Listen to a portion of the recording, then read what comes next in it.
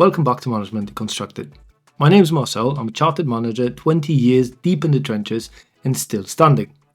Today we're tackling a big question. Is removing middle management hurting companies in 2025? You'd think the answer is simple. Cut costs, get leaner, move faster. But the reality is anything but straightforward. The pandemic cracked open the corporate playbook, and what spilled out wasn't efficiency. It was confusion, burnout, and a lot of people quietly panicking behind Zoom screens. So let's unpack it.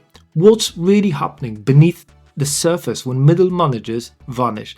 And how can companies not just survive this, but thrive?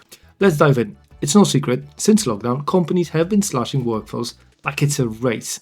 And sure, some roles were redundant. The pandemic proved we don't need someone hovering over our shoulders to get work done. Remote work killed the myth of constant supervision. But when the world reopened, we didn't get the boom. We got cost inflation. And the response, well, that was cut deeper, streamline, flatten. And once again, middle managers were the first on the chopping block. Now, if you think I'm being dramatic, let's talk data. I recently read something that really made me think, and I need to share this with you. Korn Ferry's Workforce 2025 survey interviewed over 15,000 professionals across 10 countries. That's everyone from entry level to CEOs. If you've never heard about Korn Ferry, they are a global organizational consulting and executive search firm. Here's what they found. 41% of employees said their companies removed management layers. 43% said leadership is not aligned. And 37% said they feel directionless. Now, let that sink in. Directionless. Nearly 4 in 10 people don't know what the mission is anymore. That's terrifying when you remember that the entire point of management is to align people with purpose. So what happens when that alignment breaks? Let me be clear. I'm not against lean structures. In fact, I agree some companies were overloaded with bloated, ineffective middle layers. Trimming that fat can absolutely unlock productivity, but, and it's a big but, it has to be done intentionally, because when you remove managers and don't replace their support system, you're not creating autonomy, you're creating anxiety, confusion, detachment, quiet quitting, and eventually, people actually quitting. Once middle managers are cut, here's what actually happens. There are 2 scenarios. In the first one, senior execs don't have the bandwidth to support the extra workload. Teams are left without a clue where the goal actually lies. Or, scenario 2, senior execs do step in to support teams, but in doing so, they abandon strategic planning. They are too busy putting out fires to think long term. And the result, 43% of senior leaders now doubt the ability to do their own job. Let that sit for a second.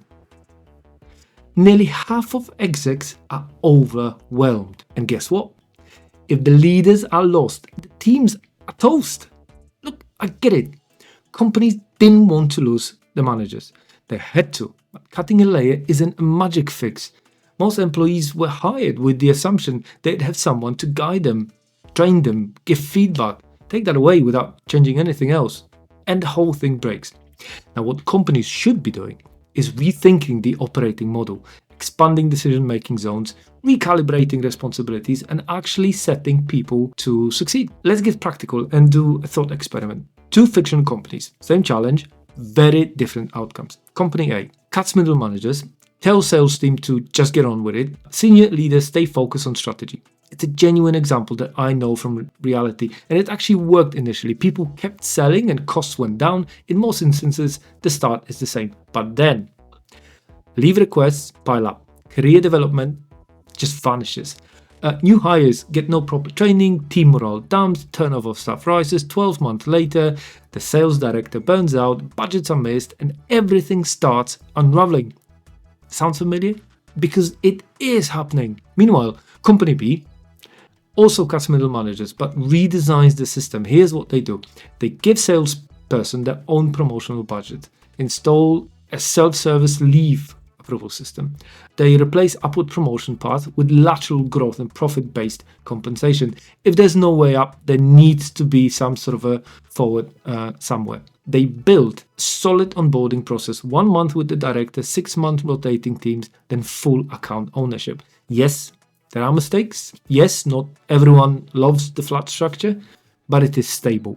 It's predictable, scalable, because the structure matches the reality. The largest obstacle in implementing such changes is trust. Whatever management is left needs to start trusting their people, and there is additional amazing perk to such change. The survey also found something else.